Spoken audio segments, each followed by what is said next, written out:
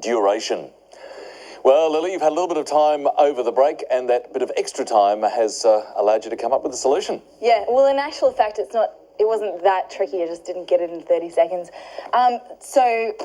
It's based on the fact that 75 times 4 is 300, and 268 is 32 away from 300, and 8 times 4 is 32. So with a little bit of tweaking, you get that. So 100 divided by 25 is 4. Now 75 minus 8 by the 4, which I've just made there, is 268. Well, when you do it like that, it does look very straightforward. But sometimes just that little more time makes all the difference. Well done, though, Lily.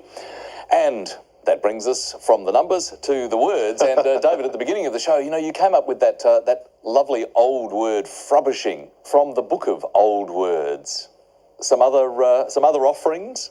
Obviously, back in the day, in the 1800s, there was a lot of shady dealings, I could only presume, because frubbishing was part of that story. And the other one is feed. Now, it's a verb, and it's league, essentially, with an F, and it is to feed a horse raw ginger. Now, you can see why that's no longer listed in the dictionary. We don't really have cause to use that verb, but it's what horse traders would do to sort of make a horse look lively in the eyes of a prospective buyer. So it literally kind of gingered it up a bit. That's right. A lot of frubbishing and feeging going on. Now, a horse trader, he was called a chanter, or she. Now, I don't know why, but a chanter, possibly, that's one way they soothed the horse. But even back then, a horse trader was seen as being an unscrupulous or a tough bargainer. Now, horse trader and horse trading remains in the dictionary, but not chanting in that regard. And the last one is the sockdolager. It's SOCKDOLAGER. And it's, again, to do with this idea of bargaining. Sock is that idea of the KO punch still, the big kind of knockout blow. And dolager relates to the Greek doxology, which is a song of praise. And often in church, for example, the last hymn is called the doxology because it's the Thanksgiving hymn.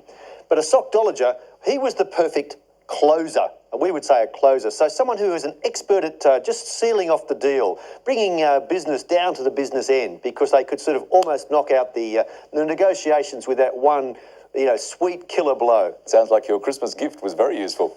Thank you, David. Pleasure. Let's look at the scores now. And at the moment, Sam is leading very strongly on 22 as we head for some more letters from you, Cameron, please. Can I please start with a consonant? Sure.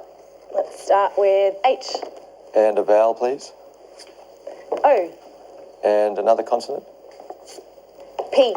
And a vowel, please. A. And another vowel. E. And a consonant, please. C. And another consonant. R. And another consonant. S. And another consonant, please. And last letter, C. Time to think.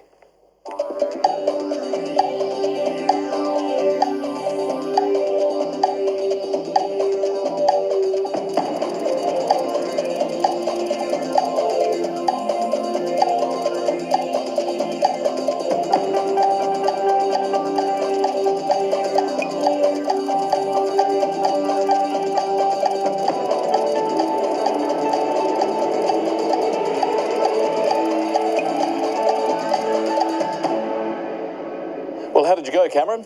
I got a 6, Richard. Sam? 7. Let's have the 6 first, please. A scrape. And your 7, Sam? Porches. I think that's the one to take it, David. He's going strongly. Obviously, that birthday cake was delicious and very energetic.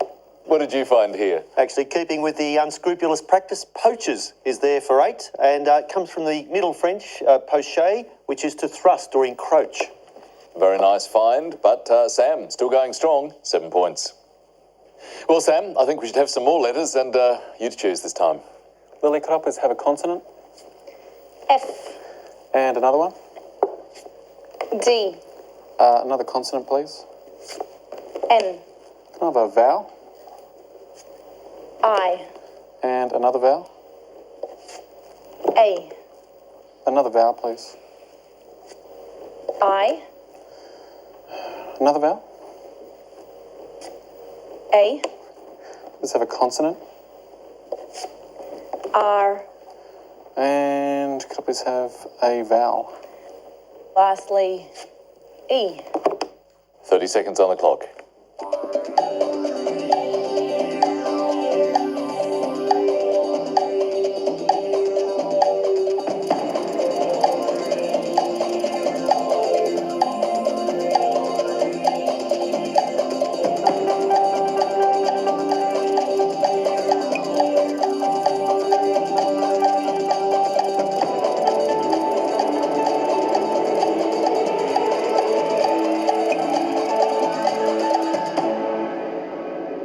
What did you get from that lot, Sam? 6.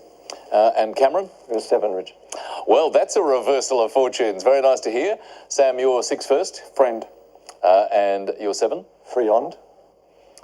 Could you spell it for us? Friande. I think those tasty little cakes, David, but are they in the dictionary, of course? Let's have a look. Or are they in our dictionary? Cameron, Friand, Friand, no E, and unfortunately, the alternative spelling, which may well be listed in other dictionaries, is not listed here. So I cannot allow the 7 points, as cruel as that may sound. Taking us back to your word, Sam. Friend. Or finder. 6 points, and finder was the best I could find as well, Richard. So well adjudicated, David. Tough call that had to be made there, so bad luck, Cameron. Another 6 points for Sam. Well, Cameron, let's see if these numbers might get you on the scoreboard. What would you like? Hopefully. Can I please have the traditional 2 large and 4 small? Thanks, Cameron. 2 large and 4 small. And the small numbers, 3, 1, 9, 2, and the 2 large, 125. The target to reach is 561. Let's chase it.